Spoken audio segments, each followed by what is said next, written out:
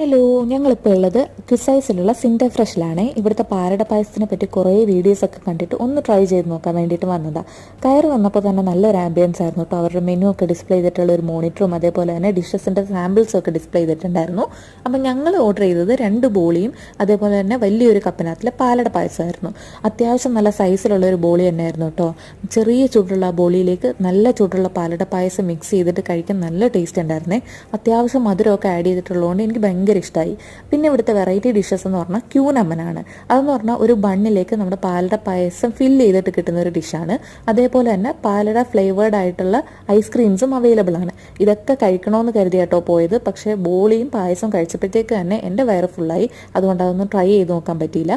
പിന്നെ ഞങ്ങൾ തൊട്ടടുത്തുള്ള ഫലൂദ നേഷനിലും കൂടെ ഒന്ന് കയറിട്ടോ. അവിടുന്ന് ഞങ്ങളൊരു ചിക്കു ഫലൂദ പാഴ്സലായിട്ട് ഓർഡർ ചെയ്തിട്ടുണ്ടായിരുന്നു. അല്ല അത്യാവശ്യം നല്ല ക്വാണ്ടിറ്റിയും ടേസ്റ്റും ഒക്കെ ഉണ്ടായിരുന്നു. അതും എനിക്ക് നല്ല ഇഷ്ടമായി. അപ്പം ഇന്നത്തേക്ക് ഇത്രയേ ഉള്ളൂ. ടാറ്റാ.